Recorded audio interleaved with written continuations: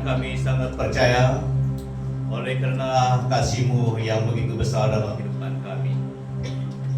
Sebenarnya kami yang tidak layak untuk mendapat kehidupan, Engkau rela telah menggantikan kami mati di kayu salib, sehingga kami ada peluang untuk diselamatkan dan mendapat kehidupan. Terima kasih Tuhan Yesus. Pakailah hidup kami semua untuk menjadi anak-Mu, sehingga nama Tuhan dipermuliakan melalui seluruh kehidupan kami.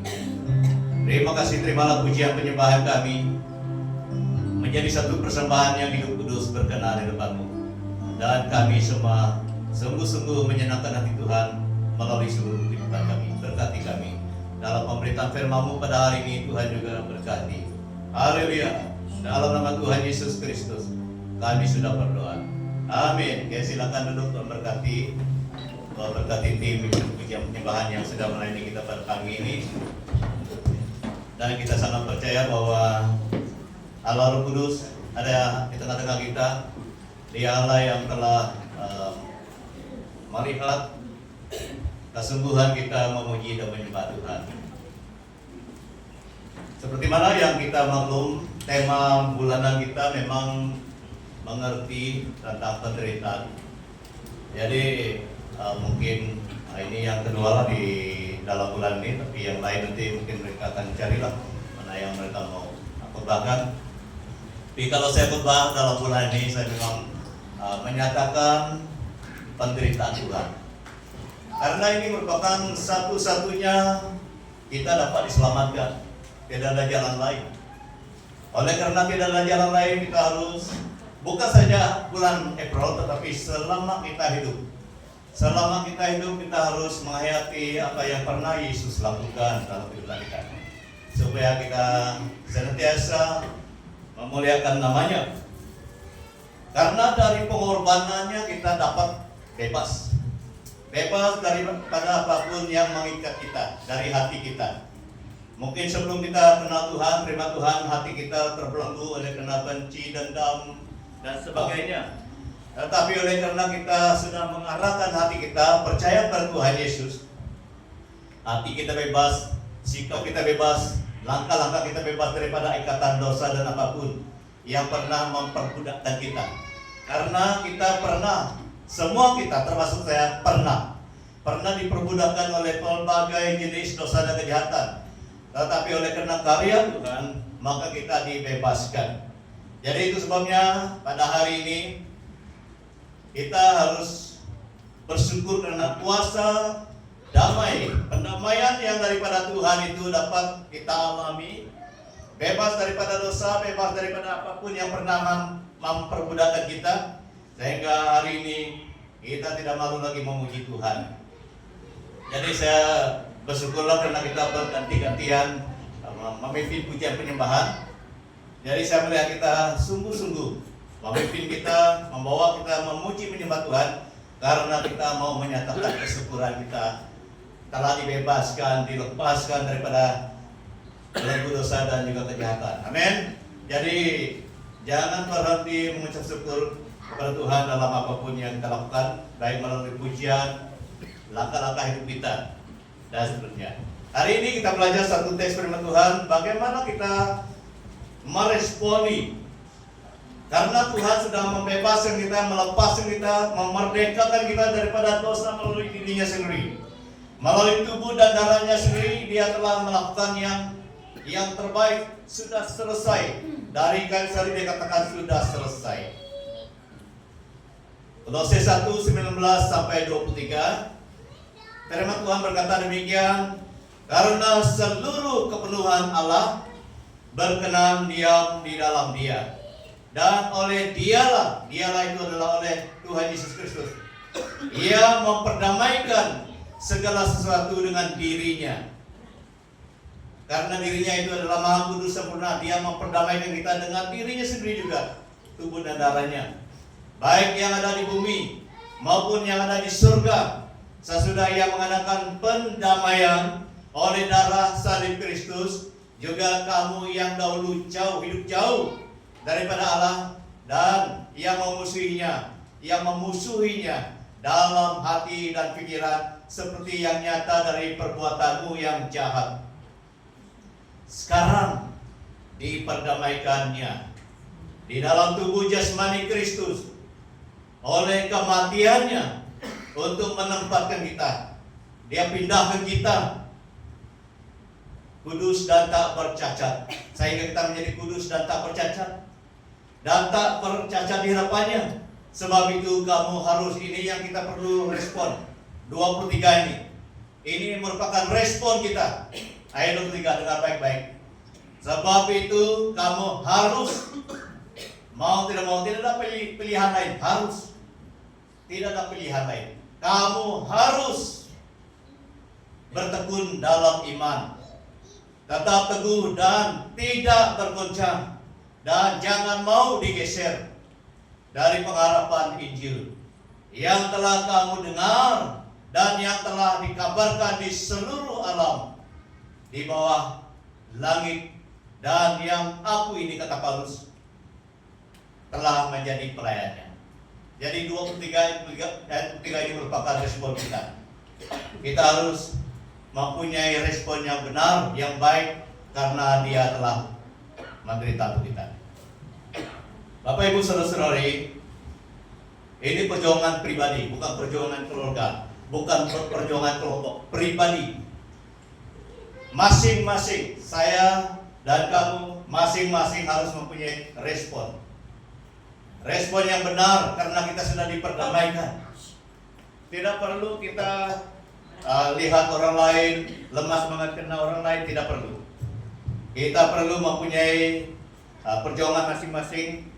Karena kita sudah diperdamaikan oleh Kristus, maka kita mempunyai respon yang benar. Jadi kita harus kenal tema kita pada hari ini, Kristus membawa damai dan kemerdekaan. Dia sudah membawa damai itu 2000 tahun yang sudah berlalu. Dia sudah memerdekakan kita, saudara. Jadi itu sebabnya kita harus mempunyai sukacita setiap hari selama kita hidup, karena Kristus sudah membawa damai dan kuasa kemerdekaan. Mari kita menghayati apa yang pernah Yesus bawa dalam dunia ini. Melalui dirinya, Dia telah mati di salib, dikuburkan, namun pada hari yang ketiga Dia bangkit. Jadi itulah sebabnya kita mengalami damai itu, karena melalui dirinya, dan kemerdekaan itu melalui dirinya. Jadi inilah sebabnya kita tidak akan pernah lemas semangat. Kadang-kadang dalam kehidupan kita ada banyak masalah. Saya tahu bukan jemaah saja, pasta pun ada masalah. Tetapi oleh karena kita ingat apa yang pernah Yesus bawa, berikan untuk kita, kita akan bersemangat kembali. Amin. Kita akan semangat lagi. Selagi kita di bumi ini, memang masalah itu tidak akan hilang.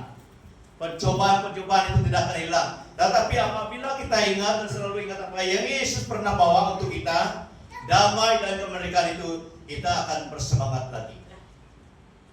Yang pertama yang kita belajar hari ini adalah Kristus telah memperdamaikan. Jangan lupa ini merupakan sesuatu yang sangat berharga Dia pernah lakukan. Kristus telah memperdamaikan. Karena seluruh kepenuhan Allah, apa yang ada pada Yahweh, apa yang ada pada Tuhan Allah itu berkenan diam. Kita harus mengerti ini. Apa yang ada pada Tuhan Allah berkenan diam dalam siapa? Dalam Dia. Siapa Dia? Itu adalah Tuhan Yesus Kristus. Dan oleh Dialah, oleh Kristuslah, Ia memperdamaikan segala sesuatu dengan dirinya. Baik yang ada di bumi maupun yang ada di surga. Sesudah Ia mengadakan perdamaian oleh darah salib Kristus. Jadi ini merupakan sesuatu yang kita perlu hargai, hormati dan syukuri dalam kehidupan kita. Karena dalam Yesus semuanya lengkap. Dalam Yesus apa yang ada pada Tuhan Allah itu ada, saudara. Ini artinya bagian ini. Itu sebabnya Dia dapat memperdamaikan. Karena apa yang ada pada Tuhan Allah itu ada pada dirinya. Dia dapat menjadi manusia. Puji Tuhan. Ini adalah kekuasaan Tuhan Allah pada Kristus. Sebab dia, kalau kita melihat dalam Yohanes 5 ayat 26, sebab sama seperti Bapa mempunyai hidup dan dalam dirinya sendiri. Demikian juga diberikannya anak itu adalah Tuhan Yesus, mempunyai hidup dalam dirinya sendiri. Tidak ada yang membedakan antara Tuhan Allah dengan Yesus Kristus. Itu sebabnya kita tahu bahwa dia datang menjadi manusia itu adalah kehendak Tuhan Allah semua juga. Allah Bapa, Allah Anak, Allah Roh Kudus itu adalah satu. Yang pribadi Tuhan Allah datang menjadi manusia menggenapi karya itu adalah Tuhan Yesus Kristus. Kalau kita melihat dalam Kolose 1 ayat 15 juga, ia adalah gambar Allah. Satu yang mencerminkan Tuhan Allah Yahweh, yang tidak kelihatan, yang sulung, lebih utama daripada segala yang diciptakan. Dia telah menciptakan dan dia juga adalah yang datang menjadi manusia. Dia membawa gambar Tuhan Allah itu. Dan waktu itu kita tidak melihat dia. Tapi waktu itu ada ramai orang di Timur Tengah sana melihat dia. 2000 tahun yang sudah berlalu. Tetapi itu ditulis dalam Alkitab itu kelebihan dia. Walaupun kita tidak melihat dia 2000 tahun yang sudah berlalu, tetapi peristiwa-peristiwa yang pernah terjadi di Palestina, di tanah Palestina itu ditulis dengan rapi. Yang menulis firman Tuhan itu adalah orang yang dipimpin oleh Roh Kudus Tuhan. Itu sebabnya kita sangat percaya kepada apa yang terdapat dalam Alkitab. Seperti hidup dalam Bapa, demikian juga hidup dalam Yesus. Jadi Bapak Ibu saudara-saudari, kita patut bersyukur karena kita sudah mengenal pribadi Dia yang telah mendamaikan kita, yang telah menyelamatkan kita. Dia turun ke dunia ini bukan karena kehendaknya sendiri, tetapi itu adalah kesepakatan Tuhan Allah, kesepakatan daripada kerjaan surga perlu turun. Kalau bukan Dia, tidak ada yang layak untuk mendamaikan kita, membebaskan kita. Kalau kita melihat waktu kita dibaptis, pasti pastor itu akan mengatakan, saya baptis kamu dalam nama Allah Bapa, Anak dan Roh Kudus. Sesuai dalam Matius 28 ayat 19. Karena itu adalah arahan daripada Tuhan Yesus. Kalau membaptis orang yang percaya, harus membaptis dalam nama Allah Bapa, Anak dan Roh Kudus.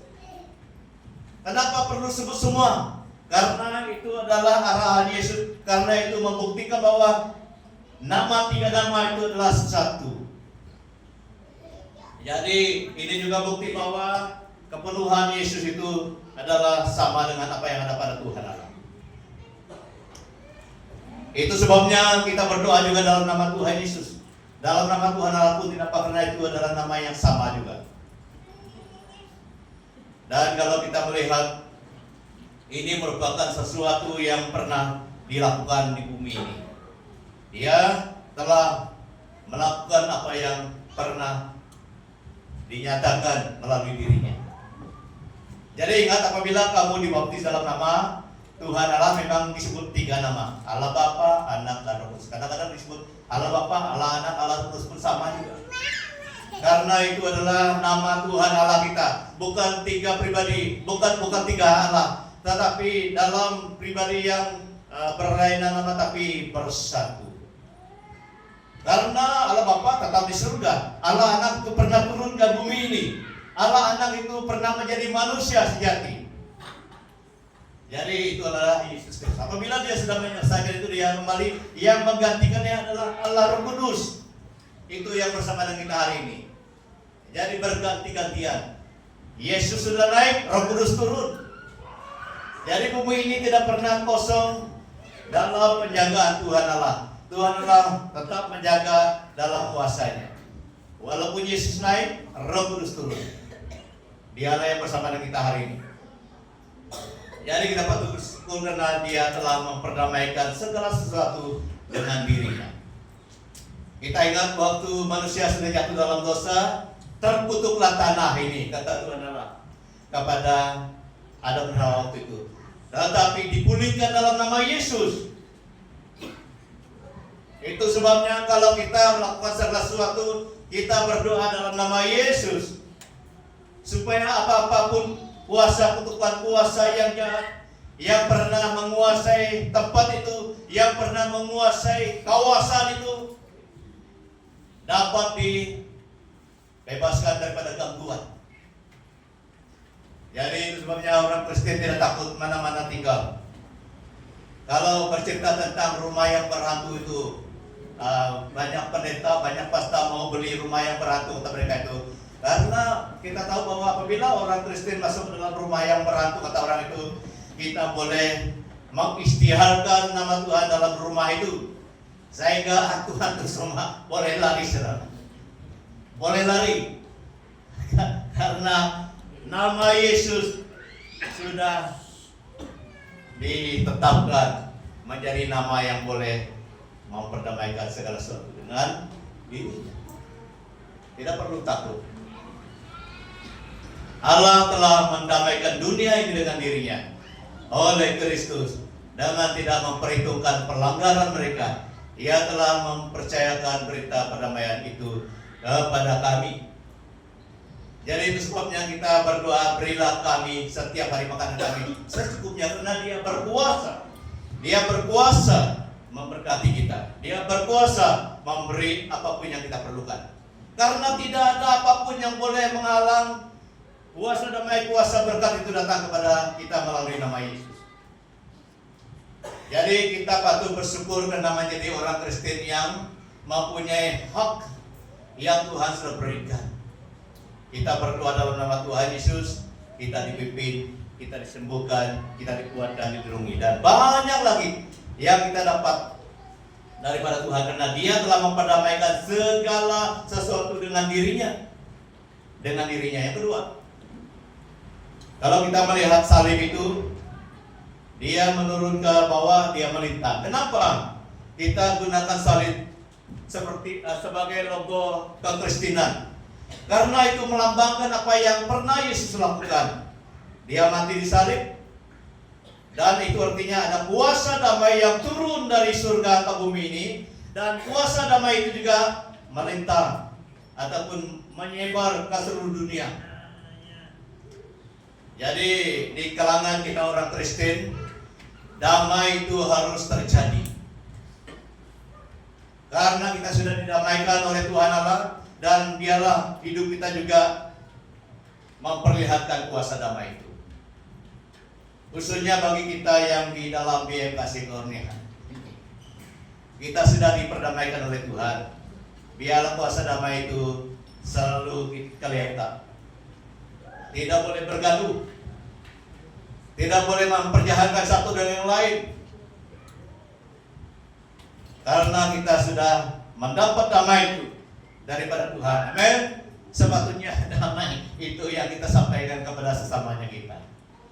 Kalau ada apapun agenda-agenda yang datang di tengah-tengah kita yang mau memecah belahkan kita harus berdoa, Tuhan tolong kami, karena kami sudah mendapat kuasa damai daripada-Mu. Kami tidak mau ada sesuatu yang daripada luar memecah belahkan kami, mengacau kami, sehingga kuasa damai itu hilang. Kita harus berdoa seperti itu, saudara. Amin. Jangan kita biarkan ada agenda-agenda, ada kuasa-kuasa lain yang datang di tengah-tengah kita sehingga kuasa damai itu terganggu. Yang kedua, yang ketiga itu yang mengadakan perdamaian oleh darah salib Kristus. Hanya melalui darahnya, Allah hanya melalui tubuhnya, kuasa damai itu terjadi, saudara. Itulah sebabnya dalam Yohanes 15 ayat 6 katakan, Akulah jalan dan kebenaran dan hidup. Tidak ada seorang pun datang kepada Bapa. Tidak ada seorang pun mengalami Bapa itu kalau bukan melalui Yesus. Hanya melalui Yesus kita akan mengalami apa yang daripada Bapa. Itu artinya berkat daripada Bapa, perlindungan daripada Bapa, kuasa daripada Bapa, segala-galanya daripada Bapa kita akan alami hanya melalui Yesus. Jadi tidak ada yang lain, saudara, hanya melalui Yesus. Itulah dalam Roma 3:24 katakan oleh kasih karunia telah dibenarkan dengan cuma-cuma karena penebusan dalam Yesus. Kalau kita membaca Roma 3:23, semua manusia, Roma 3:23, semua manusia telah kehilangan kemuliaan. Sebenarnya kita ini pernah kehilangan itu, saudara. Kita pernah jauh daripada Tuhan, tetapi ayat 24 menjawab itu. Ayat 24 katakan oleh kasih karunia telah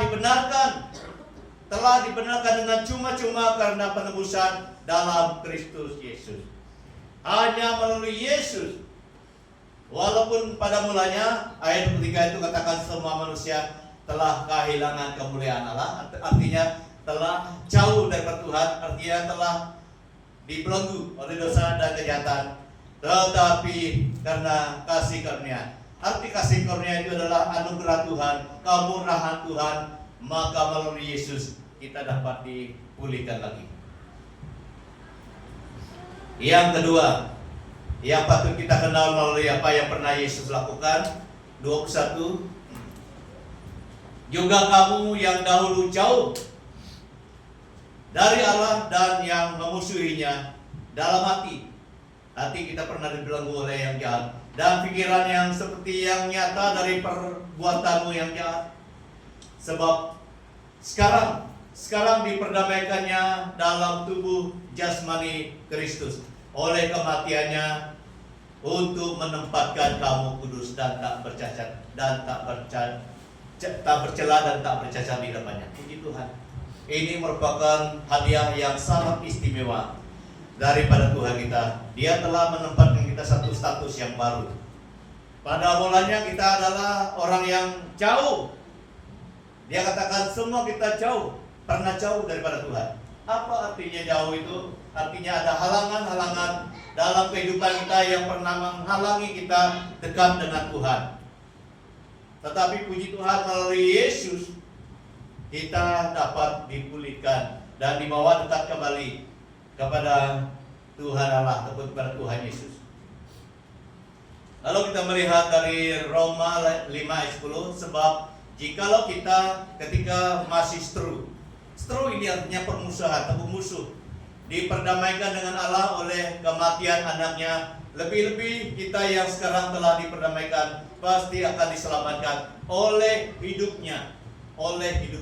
Karena itu dia, apabila dia bangkit daripada kematian, kita juga mengalami kuasa kebangkitan. Itu artinya hidup. Kita diselamatkan oleh hidupnya, karena Yesus tidak mati selama-lamanya. Dia mati hanya 3 hari, dan pada hari yang ketiga dia bangkit lagi. Dia dikuburkan hari Jumat, hari 6, hari Minggu, pagi hari Minggu dia bangkit. Itu adalah gambaran kepada apa yang pernah Yesus lakukan untuk kita. Itu sebabnya Yohanes 3:16 katakan, karena begitu besar kasih Allah akan dunia ini, sehingga Ia telah mengaruniakan anaknya yang tunggal, supaya setiap orang, siapa saja yang percaya kepadanya tidak binasa, melainkan beroleh hidup yang kekal. Jadi Bapak Ibu saudara-saudari, kita patut bersyukur karena setiap orang yang percaya, kita semua adalah orang yang percaya, tidak lagi mengalami kebinasaan itu, tetapi diberi satu kesempatan untuk mengalami hidup yang kekal. Kalau kita melihat ini gambaran dalam satu perumpamaan yang pernah Yesus nyatakan dalam Alkitab, ada seorang bapak yang mempunyai 2 anak. Jadi pada mulanya anak bungsu ini meminta harta bapaknya. Dan apabila dia mendapat harta bapaknya, dia pergi ke luar sana untuk berpesta pora, untuk menghabiskan uang ataupun harta yang pernah dia dapat daripada bapaknya. Ini sebenarnya gambaran kepada perjalanan hidup kita. Kita pernah hilang, kita pernah jauh daripada Tuhan. Tetapi apabila ada suara hati kita mau kembali seperti anak bungsu ini, apabila dia mau kembali, dia mau menjadi orang upahan, orang yang di bawah pengendalian sebagai hamba bapaknya. Tetapi apabila dia datang kepada bapaknya, bapak dia berlari memeluk dia. Dan ini merupakan gambaran kepada Tuhan kita, Yesus Kristus. Apabila kita sudah kembali kepada Dia, Dia bukan menganggap kita lagi orang yang jauh, tetapi Dia menganggap kita anak yang dikasihinya. Semua kita, tidak ada yang terkecuali. Itu sebabnya kita perlu bersyukur karena hanya melalui tubuh dan kematian Yesus kita dapat dikuduskan. Tidak ada jalan lain, melalui tubuh dan kematiannya kamu telah dikuduskan. Jadi ini merupakan satu peristiwa yang pernah terjadi dalam kehidupan kita, seperti dalam 1 Petrus ayat pasal 1 ayat 18 sampai 19. Sebab kamu tahu bahwa kamu telah ditebus dari cara hidupmu yang sia-sia, yang kamu warisi dari nenek moyangmu. Itu bukan dengan barang yang fana, bukan pula dengan perak ataupun emas, melainkan dengan darah yang mahal, yaitu darah Kristus, ataupun yang sama seperti darah anak domba yang tak bercacat, yang tak bernoda dan tak bercacat. Jadi Tuhan menebus kita. Arti menebus ini, Dia menggantikan kita. Penebusan. Sebenarnya kita ini yang layak dihukum, tetapi Yesus menggantikan posisi kita, tempat kita. Itu artinya ditebus. Dia menggantikan kita di kayu salib, sehingga kita dibebaskan. Kita dibebaskan bukan karena usaha kita, tetapi oleh karena usaha Yesus menggantikan kita dengan tubuh dan darahnya. Jadi apabila kita kenal peristiwa ini, Bapak Ibu, kita akan ingat perjamuan kudus. Apabila kita ingat apa yang pernah Yesus lakukan, kita juga ingat arti perjamuan kudus itu. Roti itu adalah lambang kepada tubuhnya, dan air itu adalah lambang kepada darahnya. Hanya melalui tubuh dan darah Yesus, maka kita boleh diselamatkan. Kalau kita melihat ini, kita dapat diselamatkan bukan karena dunia ini, tetapi oleh karena darah dan tubuhnya yang maha mulia. Jadi itu sebabnya kalau kita melihat peristiwa yang pernah dilakukan oleh Yesus untuk kita harus gunakan kesempatan yang masih ada untuk memuliakan nama Tuhan. Jadi yang terakhir, ini adalah respon kita. Karena pada mulanya tadi kita melihat ada tindakan Yesus yang telah membebaskan kita, yang telah menebus kita, menggantikan kita. Jadi ini harus menjadi respon kita. Sikap setelah diperdamaikan. Jadi kita harus berjanji kepada Tuhan. Tuhan, Engkau sudah melakukan yang terbaik untuk saya, dan saya mau melakukan yang terbaik juga untuk kemuliaan nama-Mu. 23. Sebab itu kamu harus bertekun dalam iman, tetap teguh dan tidak bergoncang, dan jangan mau digeser dari pengharapan Injil. Artinya jangan biarkan hidup kita dijauhkan daripada pengharapan yang kita sudah dapat daripada Injil itu. Jangan biarkan hidup kita jauh lagi daripada pengharapan yang kita sudah dapat daripada kuasa Injil itu, berita Injil itu, yang telah kamu dengar dan yang telah dikabarkan di seluruh alam di bawah bumi ataupun langit, dan yang aku ini Paulus telah menjadi pelayan. Jadi Bapak Ibu saudari, ini harus menjadi respon kita. Kita harus bertekun dalam iman. Bertekun. Apapun kelelahan di tubuh kita, harus berusaha berdoa dulu lah sebelum tidur, sebelum melakukan apa-apa. Itu bertekun dalam iman. Apapun kesibukan, kita perlu membaca firman Tuhan, supaya firman Tuhan itu menguatkan iman kita. Perlu ada usaha kita, bagaimana kita mempertahankan iman kita kepada Tuhan Yesus. Melalui doa, melalui firman Tuhan, melalui penyembahan kita di rumah sendiri ataupun di dalam gereja. Itu adalah tindakan kita, langkah-langkah kita untuk menguatkan iman kita. Karena apabila kita sungguh-sungguh berdoa, apabila kita sungguh-sungguh menyembah Tuhan, apabila kita sungguh-sungguh membaca firman Tuhan, Roh Kudus tolong kita.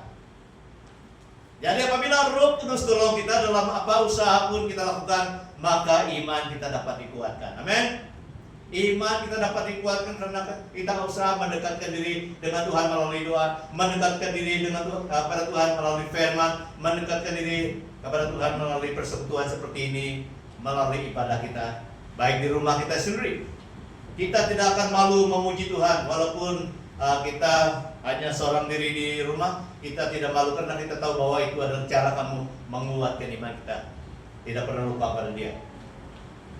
Roma 1 ayat 17, sebab di dalamnya nyata kebenaran Allah yang bertolak dari iman dan memimpin kepada iman, seperti ada tertulis, orang benar akan hidup oleh iman. Kita semua harus pertahankan iman itu. Iman artinya kepercayaan kita dan kebergantungan kita pada Tuhan. Ibrani 11 ayat 1 dan seterusnya.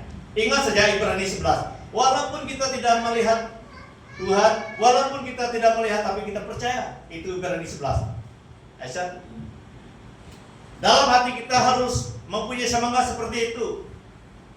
Jadi, kenapa kita percaya walaupun kita belum pernah melihat Dia? Karena kita percaya firman Tuhan yang tertulis, yang dituliskan, karena firman Tuhan itu adalah ditulis oleh orang yang dipimpin oleh Roh Kudus. Dari sanalah kita terus hidup, karena orang benar hidup oleh iman. Orang benar hidup karena iman. Jadi dalam masalah-masalah hidup hari ini, kita tidak tahu.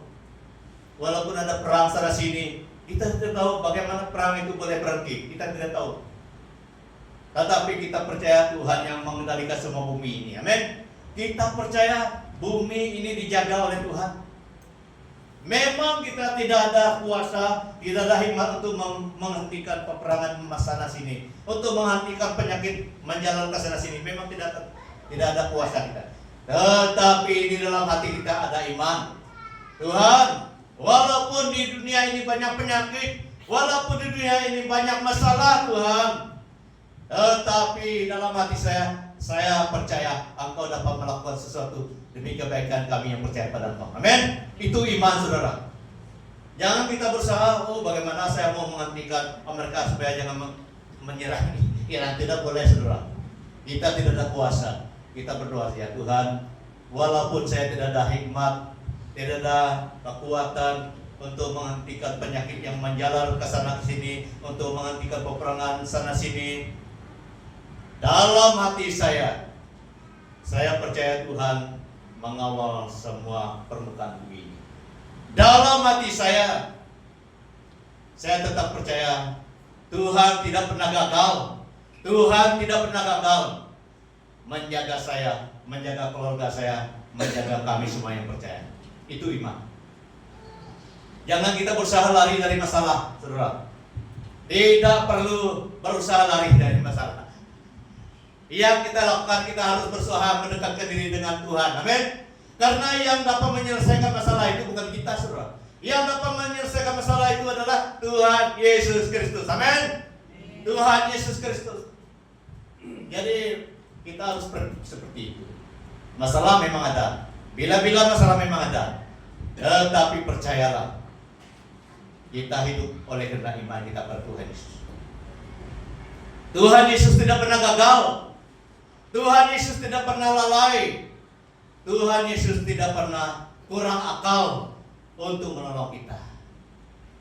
Seperti mana yang dilakukan oleh Abraham. Abraham, serahkanlah anak itu kepadaku.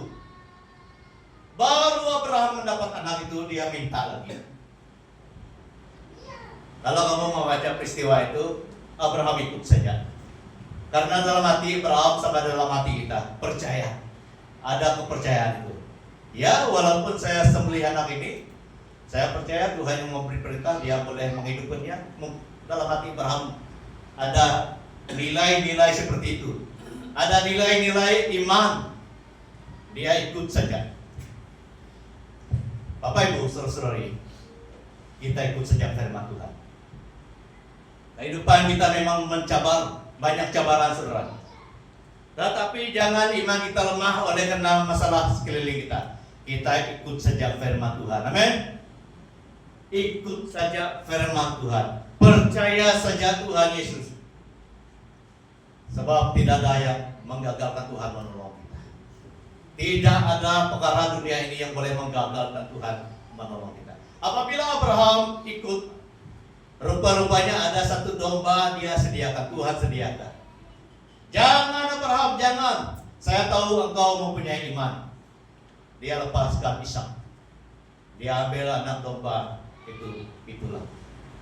Kurang lebih seperti itu yang terjadi, saudara. Kita percaya saja.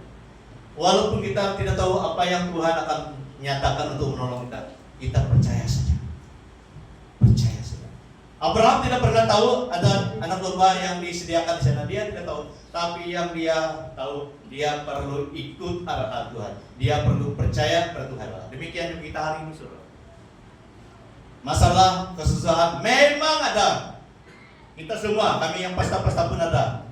Tetapi saya katakan hari ini, ikut saja firman Tuhan. Mari kita sama-sama katakan, ikut saja firman Tuhan. 1, 2, 3, ikut saja firman Tuhan. Sekali lagi, ikut saja firman Tuhan. Kita harus berusaha menguatkan iman dalam hati kita, saudara. Berusaha kuatkan iman kita. Jangan berusaha keluar sendiri dari masalah itu. Tidak dapat. Jangan berusaha sendiri keluar daripada masalah. Yang dapat memberi kita jawaban, yang dapat memberi kita jalan keluar itu adalah Tuhan Yesus. Amin. Jadi kita harus ikut firman Tuhan. Yang terakhir, tetap teguh. Tetap teguh, tidak bergoyang. Jangan kita lupa pengharapan itu. Pengharapan kita datangnya daripada Injil. Seperti Ayub, dia kena pencobaan yang luar biasa. Tidak pernah kurang iman kepada Tuhan Allah. Akhirnya Tuhan juga menyelesaikan masalahnya. Ini yang terjadi dalam kehidupan kita, yang tetap teguh, tidak bergoncang, tetap berpegang kepada pengharapan dari Injil. Karena Tuhan mempunyai banyak akal, mempunyai banyak jalan untuk menolong kita. Tidak perlu khawatir. Percaya saja. Dan berpegang saja pada pengharapan Injil itu. Dan akhirnya Tuhan sendirilah yang akan menyatakan jawabannya untuk kita. Saya tahu memang kita masing-masingnya ada pergumulan, termasuk kami pastor. Saya tahu. Tetapi mari kita ikut firman Tuhan. Mari kita percaya firman Tuhan. Mari kita percaya Tuhan Yesus Kristus. Dia akan selalu menyatakan. Jadi respon kita kepada pemberitaan Injil, kepada apa yang pernah Yesus lakukan, Dia sudah membawa damai dan kemerdekaan itu. Yang terakhir itu bagian kita harus mempunyai sikap yang benar. Harus kuatkan iman kita, harus berpegang pada pengharapan Injil. Karena Tuhan akan menyatakan kuasanya dalam kehidupan kita. Mari kita berdoa. Tuhan Yesus, terima kasih oleh karena Engkau adalah sumber segala-galanya, jawaban segala persoalan hidup kami.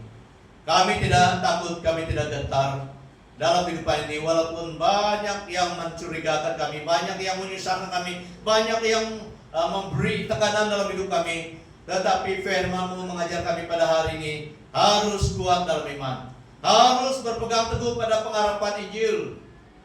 Karena Tuhan tidak pernah gagal menolong kami. Tuhan tidak pernah lalai. Tuhan selalu melihat kami sebagai anak-anak-Nya. Tuhan selalu mau menolong kami semua. Dan kami harus ikut firman Tuhan. Kami harus percaya Tuhan Yesus selama kami hidup.